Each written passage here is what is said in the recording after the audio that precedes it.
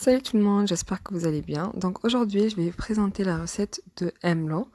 Emlo, c'est une pâte à tartiner traditionnelle marocaine qui est faite à base de huile d'argan et d'amandes. Donc l'huile d'argan vient de l'arganier qui est une espèce endémique présente au Maroc dans la région de Souera et il fait partie maintenant du patrimoine immatériel mondial de l'UNESCO. Elle est faite aussi de façon artisanale par les femmes qui vivent dans ces zones rurales où il y a l'arganier, notamment dans la ville de Souera et la région qui l'entoure. Et c'est une huile qui est très demandée dans le monde entier malgré sa rareté parce qu'elle a de nombreux bienfaits. Justement, elle est pleine de vitamine E et elle a aussi des propriétés anti-inflammatoires. Elle est aussi pleine de bienfaits pour les cheveux, le visage, le corps. Elle est utilisée pour plusieurs choses. Et vu que bien sûr je préfère acheter l'huile d'argan au Maroc pour être sûr que c'est authentique 100%, et aussi parce que il faut une grande quantité si vous voulez faire un melon avec. Après ça dépend de la quantité, mais moi il me fallait une grande quantité et du coup j'ai préféré faire avec une autre huile en attendant de partir au Maroc et en acheter là-bas. Donc j'ai utilisé l'huile d'olive parce que je trouve ça très bon avec les amandes. Après si vous aimez pas, vous pouvez toujours utiliser une autre huile. Mais bon, c'est mieux huile d'olive ou huile d'argan si vraiment vous voulez le goût original de la recette traditionnelle marocaine. Donc la recette, elle est très très très facile. Il y a juste trois ingrédients, les amandes, l'huile et le miel. Et il faut savoir juste combien d'amandes vous voulez. Moi, je vous conseille de faire 150 grammes si vous voulez une petite quantité. Là, j'ai utilisé 1 kilo, mais c'est parce que je voulais une très grande quantité, parce qu'on l'utilise beaucoup. Et en fait, l'huile, vous l'ajoutez juste pour avoir la texture que vous voulez. Donc vous pouvez vraiment, si vous voulez que ça soit très liquide, vous ajoutez beaucoup d'huile. Si vous voulez que ça soit pas très liquide, vous ajoutez moins d'huile. Ça dépend en fait de la texture que vous voulez. Et les amandes, en fait, je les mets dans le four pour qu'il y ait un meilleur goût. Et après, j'essaye de les tourner de temps en temps pour pas qu'il y ait un côté brûlé et un côté pas cuit en fait. Et après, je les mets dans un mixeur pour que ça soit plus facile quand je vais les mettre avec l'huile. Comme ça, ça se mélange mieux en fait avec l'huile.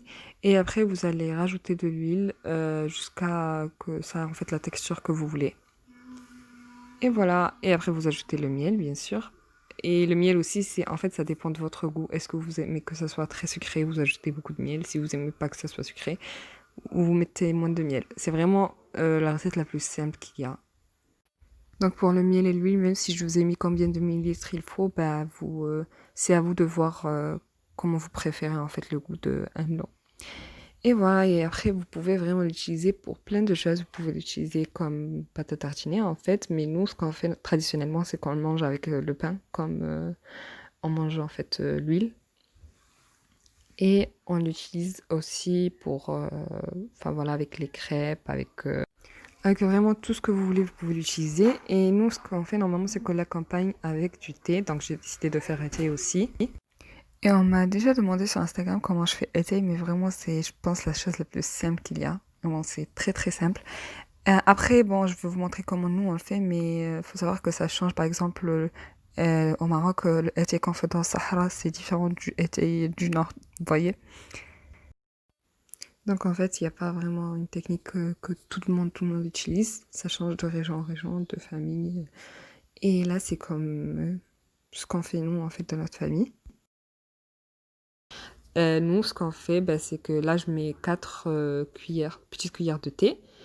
Et après, je rajoute de l'eau bouillante. Et après, je verse en fait dans un verre ce qui reste. C'est comme une façon de laver entre guillemets le thé, d'enlever en fait les particules qui servent à rien dans le thé.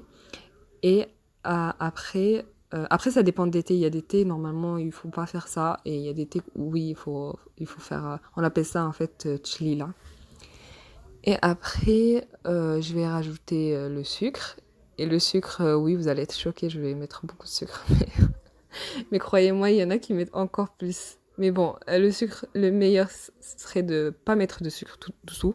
Parce que, bon, c'est pas bon pour la santé. Mais voilà, je mets le sucre que nous, normalement, on met.